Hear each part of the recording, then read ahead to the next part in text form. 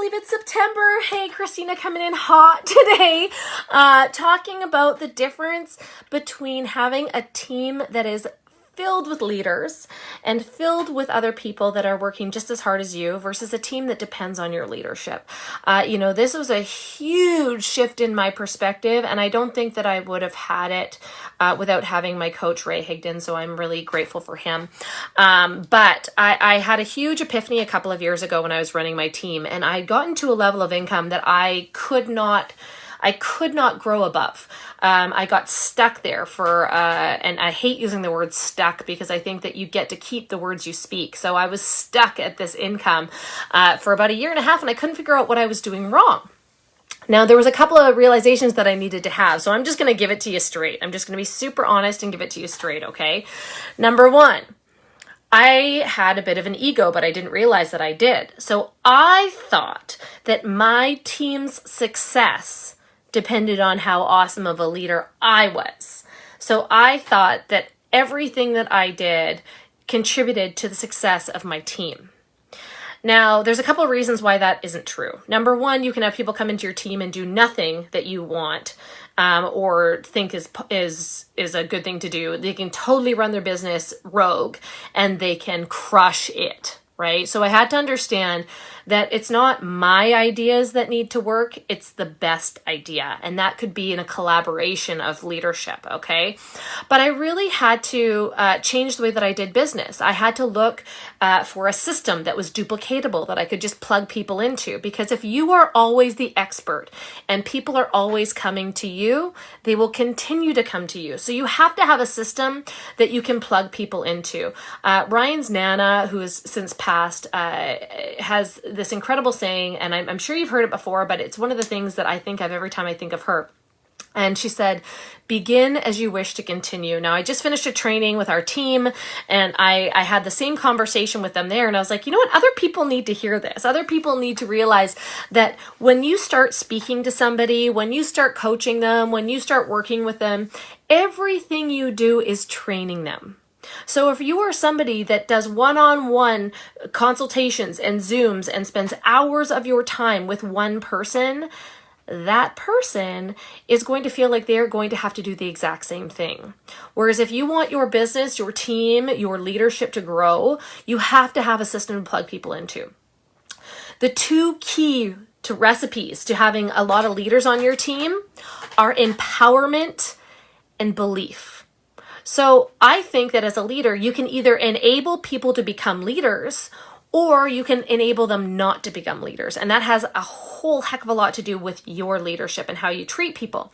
Because I don't believe in just giving people answers. I think that it's important for people to struggle through and find the answers, because if I had known that my failures and the things that didn't work out for me were part of my success, I don't want to take those failures from other people. I don't want to take those lessons from other people. So I'm going to empower them. I'm going to show them where to find the answers. I'm going to help them choose their own adventure, right? I'm going to support them where they're at instead of trying to pull them up to where I am and give them the same level of desire and the same excitement I have in the business. I'm going to meet them where they're at. And so having that belief in somebody, number one, is the most critical thing in creating leaders. I would not be the leader I am today if I didn't have people believe in me. If I didn't have people that I didn't know, that weren't my parents or my partner or my daughter, who have to love me. If I didn't have people outside of my family or close-knit group of friends that believed in me, I wouldn't be here. I wouldn't be here if I didn't have somebody externally that didn't know me, that saw something in me that made me realize that I could do this. So belief is the number one thing. Now, when you believe in somebody, you give them free rein to do what they want, right? So often people will come to me and say, Christina, what do I say here? What should I post? How do I respond? What's the script for this? And the best thing that you can do as a leader to create other leaders is give them the same question back. What do you think you should say? What do you think you should post? Here's the kicker. I don't critique it unless there are massive red flags. Unless there are like massive red flags that they're going to turn people off, I always say their idea is the best. I'm like, that is perfect. Even if it's not what I would say, even if I would tweak it in a certain way. Those are things that I learned from experience. Those are things that I had to learn moving forward.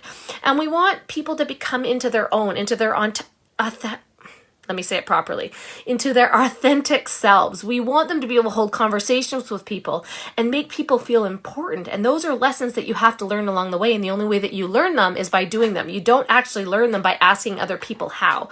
You actually have to make the mistakes yourself. So often when people bring me stuff, and they're like, would you say this? As long as there's no red flags, yeah, of course I would say that. That's great. Way to go. That was awesome.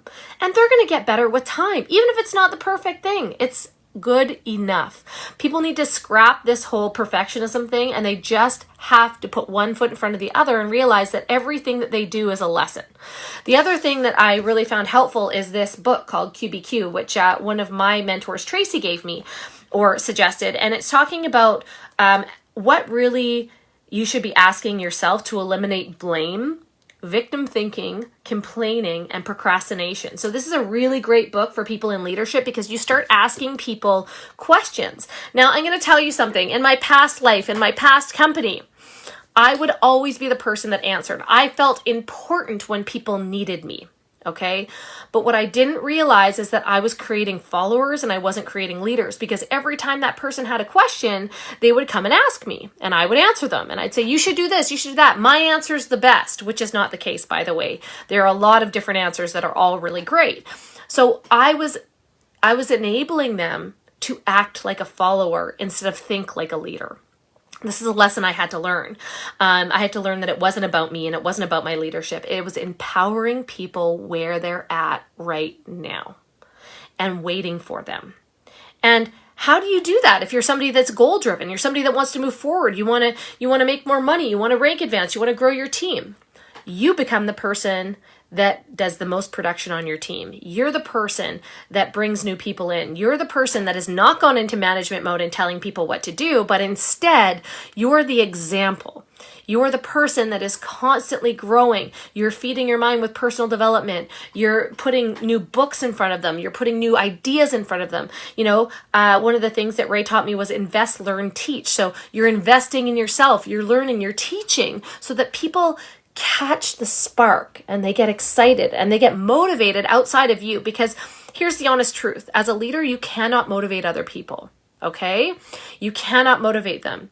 What you can do is you can motivate yourself because you know why you do something. There's nobody, it has to get me up in the morning to tell me to get to work, because I love what I do and I love making an impact and I love helping people. But you know how I find the people that I help? They're the people communicating with me. They're the people that are asking really good questions like, how did you do this? How did you get here? What should I be doing to get here, right? So you find somebody that you want to trade places with. You find somebody that you want to be like, and you start asking really good questions instead of asking questions that you can Google. My biggest thing is don't be lazy. In a business that you are running, you cannot be lazy and you have to take extreme ownership of that business. So instead of doing the work for other people where you are going to burn out, if you are the person always answering questions, you're the person that's always training, you're the person that's always, being the person the first to get back to them, when they have other resources to answer those questions, if they know that they can find something on a team page and they ask you that question and you give them the answer, they're never going to go search that team page if you don't point them to it. So it's your job to point them to tools. Now, that's something I've learned, is having tools, having video tools, having training that you can point people to. So if somebody says to me, Christina, I don't know how to grow my network.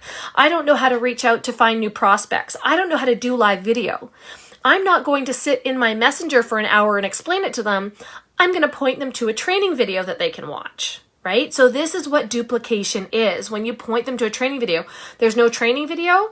Okay, hold that thought. There are more people that are going to have the exact same question as you. I'm going to go do a video and train you on that. And then we're going to use that video as a resource to train other people, to train people in your team, right? Duplication, systems, videos, those are all things that need to be into play. If you want to grow a big team, if you want to grow layered leadership and you want to enable your leaders to grow, getting them training people, getting them confident, pouring belief into them, doing all of those things. Again, begin as you wish to continue. Take them through the journey, and you can't skip steps. There's no, like, you're not entitled to success. Everybody else has to go through the same motions, the same growth, the same ideas, right? So if you can plug them into a system and give them a question to think about and answer as opposed to giving them a response, you're going to have so much more success when you create other leaders. Does that make sense? Do you guys have any questions about this? I think it's so important that we talk about it because I know that initially, especially in this business, doing personal development is so important, but as a leader, you can grow your ego when people are always asking you questions and you're the expert and they want you on trainings. But what I want my people doing trainings. I want my people up on stage. I want them to be so confident and believe in themselves and their ideas that they are not scared to say them. And that they know that I'm open and willing to incorporate them, that I'm open and willing to listen. Now, I'm going to give you an example because it's super embarrassing, okay? And I'm going to give you that example, but I'm going to tell you how important this key is to leadership. So a few weeks back, we decided that we were going to put together a new team page. And we were coming up with ideas for that team page, and the name Tribe was being thrown around.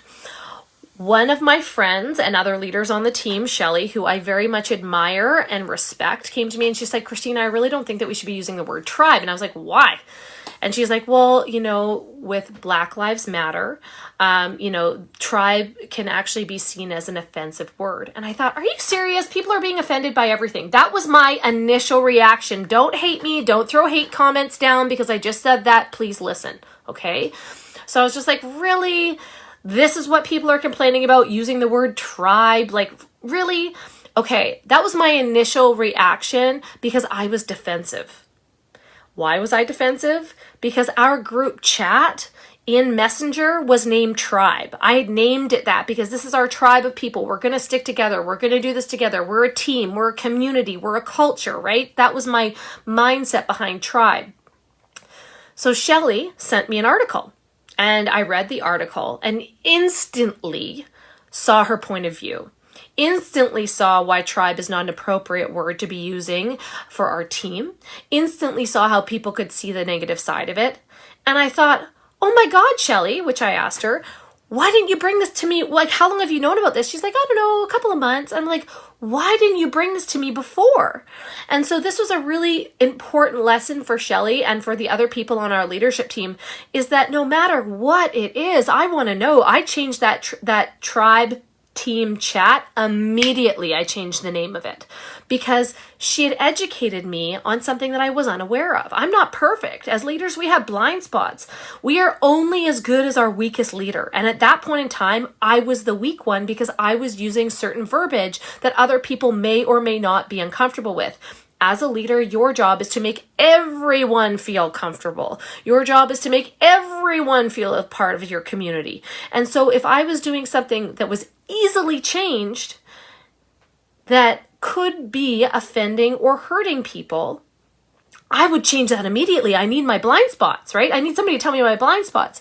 So that perspective was so appreciated. And I'm not here to have my ideas being heard. I'm here to have the best ideas be heard. And when you look at your leadership as a team, as a leadership team, it's not just you. Because if you look at it as just you, you're the be all end all, you're the boss, you're the big kahuna, you're the person that everyone has to come to get knowledge because your ego, right? If you look at it that way, you will burn out. You will get sick and tired of answering the same question over and over again. You must have systems in place that you can plug people into, and then they can plug their people into. Because if you don't, again, you are going to burn out. You're absolutely going to burn out, right? See, I've got some of you guys commenting about the tribe word, right? I was unaware. I'll send you that article after, and it really does make sense. And in this world where we're scared to have the hard conversations, right? I've learned some very valuable lessons over the last few years, and being direct when dealing with conflict, always seeing the gold, assuming the best in people, not the worst in people, and then having a conversation is one of the most important things in leadership when you're looking at conflict resolution. Having everybody feel heard, respected, having a discussion. It's okay if you don't agree with people. Absolutely. But it has to be done in a respectful manner, and the conversations need to be had. And information like this shouldn't hurt you as a person. It should only make you better, right? It should only make you better, and it should only make your team better and your leadership stronger. So these are the things that I want to share with you, is that it's not about being the leader. It's about creating an environment where a team of leadership can rise and you work together and you collaborate. And I'm telling you, when you do this, when you enable people to build business at their own level, when you're not, trying to do business for them or trying to find all the answers for them, when you make them grow during this process, sometimes it's uncomfortable. Sometimes they wish, damn it, Christina, just give me the answer. I don't want to have to look for it, right? But what you're creating is people that are stronger, people that want more, people that are willing to put in the work, people that are willing to lead instead of follow. That's what I want. I want a team of leaders, and I want a team of people that I can collaborate so that we are the best together. I hope that this makes sense for you. I really felt compelled to share it today because it really shifted my perspective when I learned these lessons. It shifted the culture on our team. It's shifted how we dealt with conflict. It shifted a lot of things. So begin as you wish to continue. Empower instead of enable. Pour belief into people, because that is your key ingredient. It's not the tools, it's not the tricks, it's not the skills, it's belief. Because as soon as somebody believes that they can have success, they're willing to acquire the skills that they need to get there, right? Before they might not try a live video.